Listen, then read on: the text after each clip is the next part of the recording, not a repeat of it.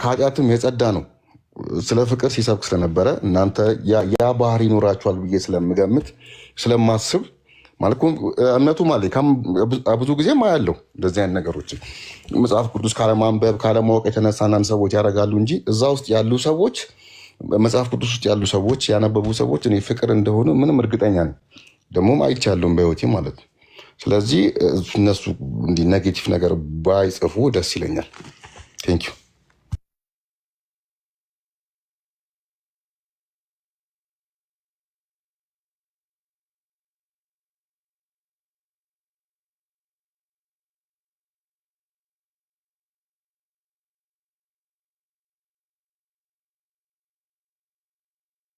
እና ይህ ጥበብ ስለራሱ ሲናገር ምን ይላል? ክርስቶስ ኢየሱስ ማለት ነው ከጥንቱ ከዘላለም ጀምሮ አለ ከጥንቱ ከዘላለም ጀምሮ ተሾምኩ፣ ምድር ከመፈጠሯ አስቀድሞ ቀላያት ገና ሳይኖሩ እኔ ተወለድኩ። ከአባቱ እንደተወለደ ይነግረናል። ቀላያት ማለት ሰነ ፍጥረት ሳይኖሩ ማለት ነው። የውሃ ምንጮች ገና ሳይፈልቁ ተራሮች ገና ሳይመሰረቱ ከኮረብቶች በፊት እኔ ተወለድኩ። ምድሪቱና ሜዳው ገና ሳይፈጠር የመጀመሪያውን ዓለም አፈር ሰማዮችን በዘረጋ ጊዜ እኔ አብሬ ነበርኩ አለ። በቀላያት ፊት ክበብን በደነገገ ጊዜ ደመናትን በላይ ባዘጋጀ ጊዜ የቀላይም ምንጮች ባጸና ጊዜ ለባህርም ዳርቻውን በወሰነ ጊዜ ውሃ ከትእዛዙ እንዳያልፍ የምድርን መሰረት በመሰረተ ጊዜ በዚያን ጊዜ እኔ በእሱ ዘንድ ምንድነው ዋና ሰራተኛ ነበርኩ፣ ዕለት ዕለት ደስ አሰኘው ነበርኩ አለ። አሁን በደንብ እናስተውል። ከዘላለም ጀምሮ ዓለም ሳይፈጠር ሰማይና ምድር ሳይፈጠር በፊት ጊዜያት ወራት የሚባሉ ነገሮች አሉ። አብዱል ፈታ አየሽ ረስቼው ነበር። ለካ ጀምሮ ማለቱ ተሾምኩ። ግን እሺ መሾሙስ? እሺ ጀምሮ እሺ ቀመጥ ተሾምኩ ይላል እዛ ጋር ምድርን የመፈጠርን ምንድነው የሚለው? ምድር ከመፈጠሯም አስቀድሞ ይላል። አስቀድሞ ማለት ከጊዜ አንጻር ከጠየቅሽኝ ልስን አንዴ ኤክስኪውዝ ሚ ከምድር ሰዓትን እዚህ ጋር የማንን ሰዓት ቼክ ኮምፔር እያደረገ ነው? የምድርን ሰዓት ምድር ሰዓት ጊዜ የጀመረበት ጊዜ አለ አይደል? ምድር ላይ ጊዜ የጀመረበት አለ። ከሱ አስቀድሞ እያለን ነው። እሱ አስቀድሞ ማለት ጊዜን እየጠቀሰ ያለው የበፊቱን ሰዓት ሳይሆን አሁን ያለውን ሰዓት ከዚህ በፊት የነበረ ማለት ነው። ከዚህ በፊት ማለቱ የሆነ ነገር አለው ማለት ነው። እዚህ ጋር ተሾምኩ ማለት ምን ትይዋለሽ? ተሾምኩ ማለት ቢግኒንግ የለውም። አላህ ለምሳሌ ተሾምኩ አይልም አይደል? አላህ ተሾምኩ ሲል ምንድነው መሰለ? ለምሳሌ ዘፍጥረት 1:3 ላይ እግዚአብሔር ብርሃን ይሁን አለ። ብርሃንን የሚያደርገው ማን ነው? ይህ አስቀድሞ በእርሱ ዘንድ የተወለደው ቃል ነው፣ ፍጥረታትን የሚፈጥረው ማለት ነው አይደለም? ዘፍጥረት ምዕራፍ 1:3 ላይ ካየ እግዚአብሔር ብርሃን ይሁን አለ፣ ብርሃንም ሆነ ይለን የለ? ብርሃን የሚያደርገው ማን ነው? ይህ በእርሱ ዘንድ የነበረው አካላዊ ቃል አይደለም? አብዱል ፈታ ሆነ ብርሃን ሆነ። ዘፍጥረት ምዕራፍ 1:3 ላይ እግዚአብሔር ብርሃን ይሁን አለ፣ ብርሃን ሆነ ይላል። አብ ብርሃን ይሁን ሲል ብርሃን የሚያደርገው ማን ነው? እግዚአብሔር ነው፣ ቃሉ ማለት ነው። ዘፍጥረት ምዕራፍ 1:3 ላይ እግዚአብሔርማ ብርሃን ይሁን አለ። እግዚአብሔር ብርሃን ይሁን አለ። አብ አሁን እኛ የምንለው ክርስቶስ ሁለት ልደት አለው። አንድ ከአብ የተገኘ አብ አሁን ሰማይና ምድር የፈጠረው በቃሉ ነው። በቃሉ ያ ቃሉ አካላዊ ቃሉ እሱ ነው እየፈጠረ ያለው። ገብቷል? አብዱልፈታ ምክንያቱም አሁን ለምሳሌ እኛ መንገድ ሰራን ሲባል የሆነ መዶሻ በትራክተር ነው የምንጠቀመው አይደለ? እንደዛ ነገር አለ። ፈጣሪም እንትኖችን ሲፈጥር መዶሻ ምናምን አይደለም የሚጠቀመው፣ በቃሉ ነው ማለት ነው። ቃሉ አሁን ለምሳሌ እዚህ አጠገቤ ውሃ አለ በሃይላንድ ተደፋ ብለው አይደፋም። የኔ ቃል ኃይል የሌለ ነው። እግዚአብሔር ግን በዛ የሚጠቀመው ምንድነው? በቃሉ ሁን፣ በቃሉ የሚፈጥረው በቃሉ ነው። ላይክ በእናንተ ላስረዳና ሁን ሲለው የሚሆነው አለ አይደለ? የሚፈጥረው ያ ቃሉ ነው። በአሁን አላህ ሁን በሚል ቃሉ ነው የሚፈጥረው። ያ አንተ ሁን ብትለው አንድ ነገር አይሆንም። አላህ ግን ሁን ሲለው ያ ሁን የምትለው ከሱ የምትወጣው ቃሉ ያ ቃሉ ወልድ ነው። አየኸው? እሱ ነው። ዓለማት የተፈጠሩት በሙሉ በቃሉ ነው። ተሾምኩ ሲል ኦኬ መወለዱን ነው ኦኬ የሚያሳየው። ባይዘዌ ተሾምኩ ሲል የሆነ ስልጣን ተሰጠው ምናምን ሳይሆን ኦኬ አሃ መወለዱን ነው እንጂ የሚያሳየው። ሹመት ሲጀመር ዓለም ሳይፈጠር በፊት ፍጡር የለም። ምን አይነት ሹመት ይፈልጋል? ሁሉ ዘላለማዊ ነው። ይሄ አካሉ በራሱ እኔ በእርሱ ዘንድ ነበርኩ የሚለው አካል በራሱ ዘላለማዊ ነው እኮ። ምክንያቱም ዓለም ሳይፈጠር ፍጡር የሚባል ነገር ስለሌለ ሰውኛው ፓርቱን ነው ማለት ነው።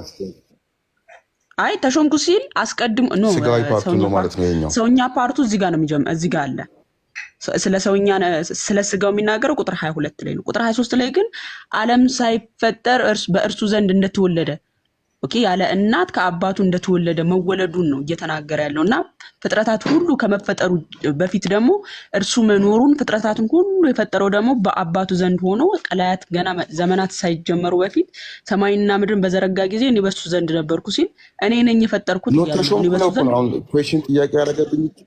አዎ ተሾምኩ የሚለው ወርድ እኮ ነው። ተሾምኩ ማለት ከመፈጠሩ በፊት ከተሾመ የሆነ ጊዜ ያለው ነው ማለት እሱ ነገር እኮ እሱ ላይ ትንሽ አይደለም።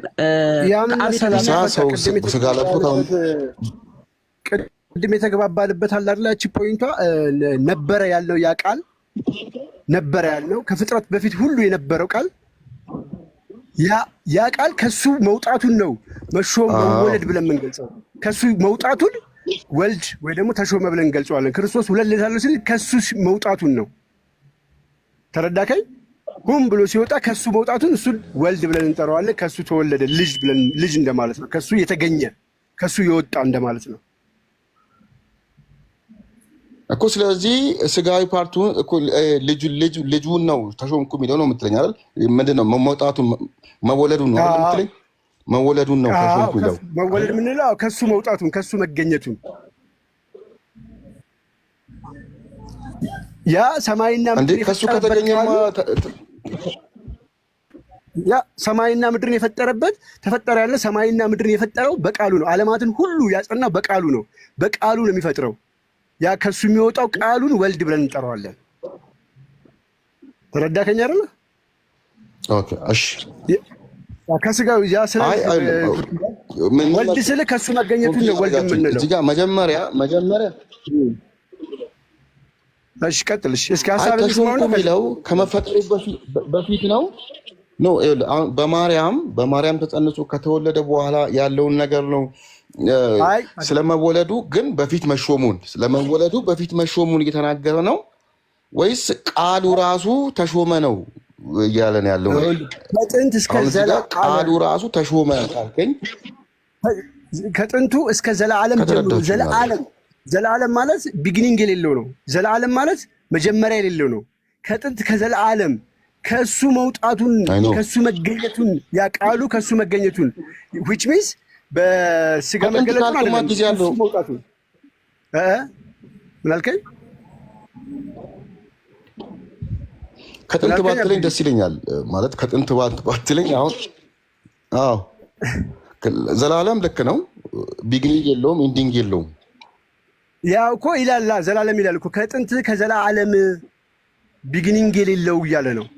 ጥንት ሲልህ እኮ አንተ የሆነ ጊዜ አትገድብለት ከዘላለም የምትላለች። አየህ ከጥንቱ ከዘላለም ርቀቱን ስፋቱን በጣም የማይቆጠር መሆኑ ሲያሳይ ነው።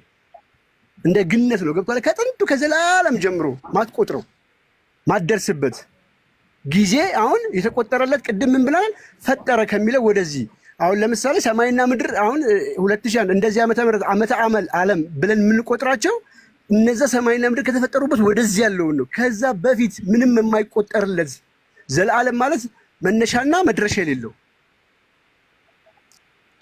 ተረዳከ? ከጥንት ከዘላለም ጀምሮ ነው የሚለው።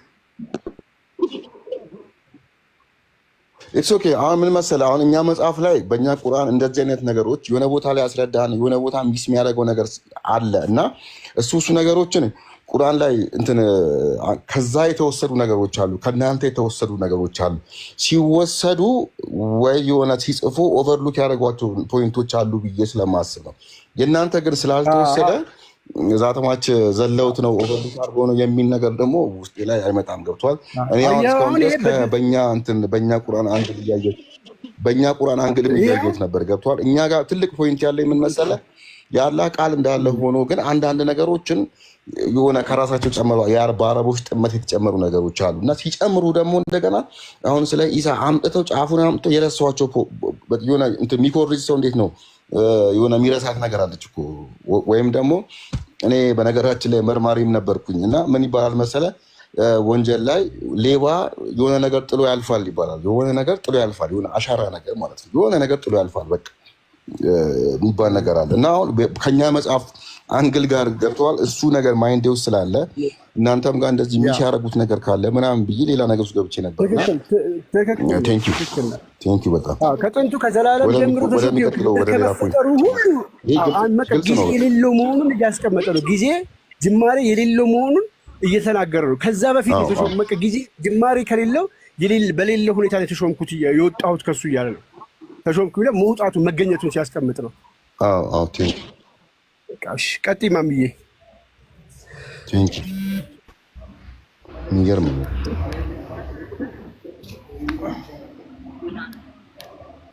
ምንም አይነት ፍጡር ስለሌለ የሚሾምም ወይም ደግሞ ስልጣን ሊሰጠው የሚችል አካል የለም። ኦኬ ዘላለማዊ ነው ራሱን በራሱ ማለት ነው። ስለዚህ ፍጡር ስለሌለ ይሄ ከጊዜ ከመፈጠሩ አስቀድሞ የሆነ ነገር ስለሆነ ማለት ነው እና መገኘቱ ከአብ መወለዱን የሚያሳይ ነው።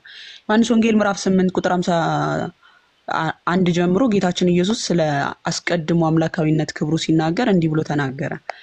ዮሐንስ ወንጌል ምዕራፍ 8 ቁጥር 51 ጀምሮ እንዲህ አላቸው፣ እውነት እውነት እላችኋለሁ ቃሌን የሚጠብቅ ቢኖር ለዘላለም ሞትን አያይም አላቸው።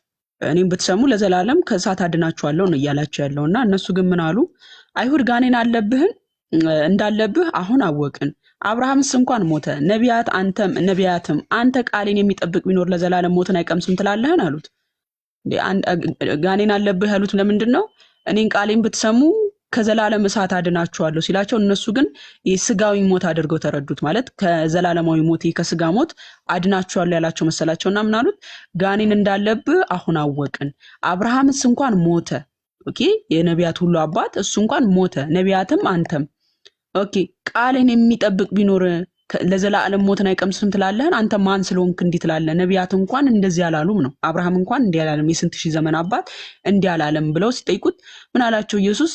በእውኑ ቁጥር 53 ላይ ራሱ መልሰው ምን አሉት? በእውኑ አንተ ከሞተው ከአባታችን ከአብርሃም ትበልጣለህን? አየህ፣ አሁን ስለ ስልጣን ነው እየጠየቁ ያሉት እነሱ ማለት ነው።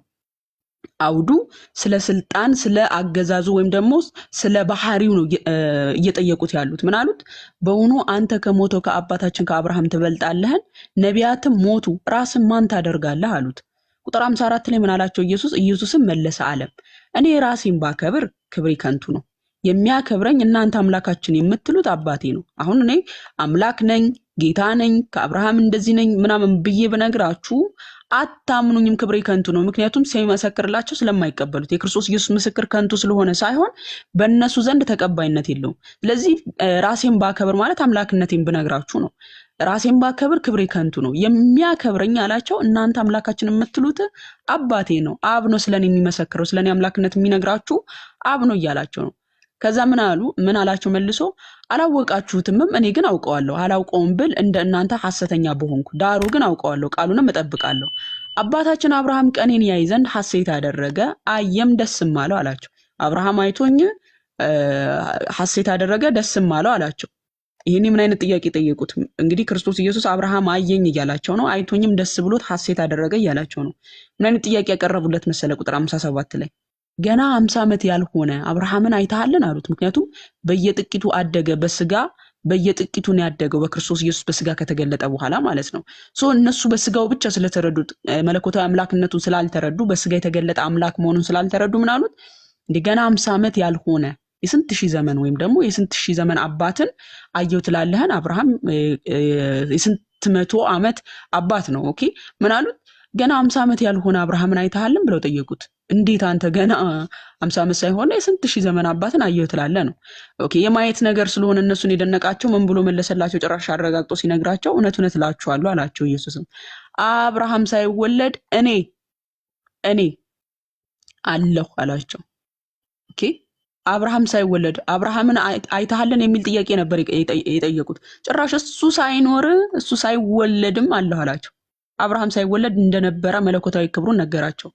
ኦኬ ልክ ዘጸአት 3:14 ላይ ሙሴ ወደ እናንተ የላከኝ ማን ነው ልበላቸው ብሎ እግዚአብሔርን ሲጠይቀው ያለና የሚኖር እኔ ነኝ ይበላቸው ብሎ አምላካችን እግዚአብሔር ዘጸአት 3:14 ላይ ስለ መለኮታዊ ክብሩ ሲናገር ያለና የሚኖር እኔ ነኝ ብሎ በላቸው ብሎ እኔ በሚል መለኮታዊ ክብሩን ሲናገር እንመለከታለን። ያ አምላክ ስለሆነ በስጋ የተገለጠው አብርሃምን አይተሃልን ብለው ሲሉት ምን አላቸው? አብርሃም ሳይወለድ እኔ አለሁ። ይሄን አይሁድ ምን አደረጉ? እኔ አሁን ሙስሊም ወገኖቻችን ከአይሁድ አስተሳሰብ እነሱ የተሻሉ ሆነው ነው ወይ ነው እኮ የምለው። እኔ በጣም የሚገርመኝ አይሁድ ለምንድነው ድንጋይ ያነሱት? እዚህ ጋር ምን ሲላቸው ነው ድንጋይ ያነሱት? መለኮታዊ ክብሩን ሲነግራቸው፣ ኦኬ አምላክነቱን ሲነግራቸው ምን አደረጉ? ስለዚህም ሊወግሩት ድንጋይ ያነሱ። ለምንድነው ሊወግሩት ድንጋይ ያነሱት? አብርሃም ሳይወለድ ነው ያለው ሲላቸው፣ ኦኬ አብርሃም ሳይወለድ እሱ ሳይኖርም እኔ ያለው ብሎ መለኮታዊ ክብሩን ሲነግራቸው ምን አደረጉ? ድንጋይ ያነሱ። ይኸው ስለዚህ ሊወግሩት ድንጋይ ያነሱ። ኢየሱስ ግን ተሰወራቸው፣ ከመቅደስም ወጥቶ በመካከላቸው አልፎ ሄደ። ዮሐንስ ወንጌል ምዕራፍ 10 ላይ ምን ብለው ነው ያሉት? ስለ የትኛው ስራዬ ልትወግሩኝ ተነሳችሁ ብሎ ሲላቸው ምን አሉት?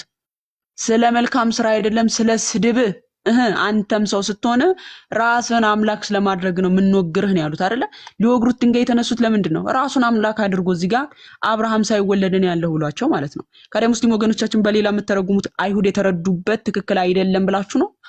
የአይሁድ አረዳድ ስህተት ነበረ። በዘመኑ የነበሩ ሰዎች ኢየሱስ አምላክነቱን እየነገራቸው አልነበረም። እነሱ ዝም ብሎ ነው ድንጋይ ያነሱት እያላችሁ ነው። እናንተ ከነሱ ተሽላችሁ ነው። እነሱ ይኸው ገብቷቸው ድንጋይ ያነሱበት። አብዱል ፈታ ለምንድን ነው ድንጋይ ያነሱበት? አለ እንደ ጌታ በመሆኑ ነው። ያ አንድ ሰው እኔ ከሌ ሳይኖር አለሁ ሊል አይችልም። ሊል ይችላል። ምናልባት በእስልምና ነብዩ አደም ሳይፈጠር በፊት እኔ ለነብይነት ተመርጫለሁ ብሎ የተናገረበት ሐዲስ አለና ነብያችንም እኮ አደም ሳይፈጠር በፊት ለነብይነት ተመርጫለሁ ብለዋል እና ኢየሱስ አብርሃም ሳይወለድ ነው ያለው ቢል ምንድነው ችግሩ የሚል አይነት ሐሳብ አለ። በደንብ አስተውሉ።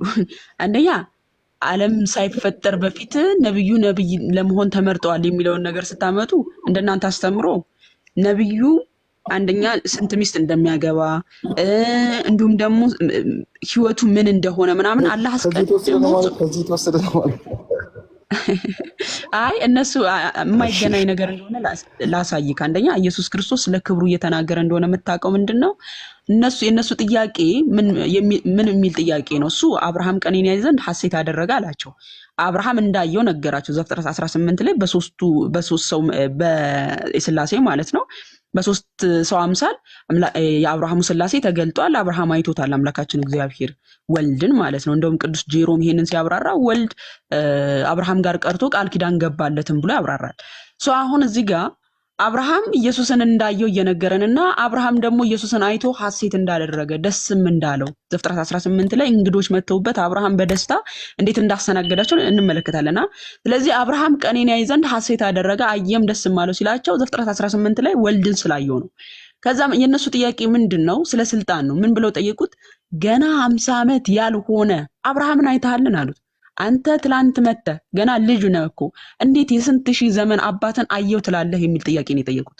ከዛን ክርስቶስ ምን አላቸው? ለዛው ጥያቄያቸው መልስ እውነት እላችኋለሁ አብርሃም ሳይወለድ እኔ ያለሁ ነበርኩ አላላቸው። አለሁ ያ ያለሁት ነኝ አሁንም የመጣሁት ነው እያላቸው ያለው አለሁ አላቸው። ስለ ስልጣን ስለመኖሩ አስቀድሞ ስለመኖሩ ያንን ኮንፈርም እያደረገ ነው ማለት ነው። መኖሩን ያ አይደለም በአብርሃም ዘመን መኖር አብርሃም ሳይወለድ መኖሩ ነገራቸው። ግልጽ ነው። ያ አብርሃም ሳይወለድ መኖሩ ሲነግራቸው የነሱ ሐሳብ ምን ነበረ? እንዴት እንደዚህ ሊል ይችላል? እንዴት ሰው ሆኖ አምላክ ነኝ ይላል ብለው ድንጋይ ያነሱበት። እሱም ተሰወራቸው ይለናል። ይህንን አንድምታ ትርጓሜያችንን መመልከት ይቻላል። እንዲህ ይላል ይኸውላችሁ እንዲህ ይላል ቀዳማዊ አምላክነቱን ገለጸ። አይሁዳውያን ገና 50 ዓመት ያልሆነ አብርሃምን አይተሃል ብለው ተደንቀው ነበር። አብርሃም ሳይወለድ ነው ያለው ብሎ የአብርሃም ፈጣሪ ቀዳማዊ አምላክ መሆኑን ነገራቸው። ጌታችን ሰው ከመሆን የዘለለ ያለፈ ነገር ነው የሚናገረውና ሰው ከሆነ የሰውነቱን ብቻ አይደለም እየነገራቸው ያለው ቀዳማዊ አምላክነቱንም ነበር እየተናገረ ያለው ብሎ ይናገረና የእግዚአብሔር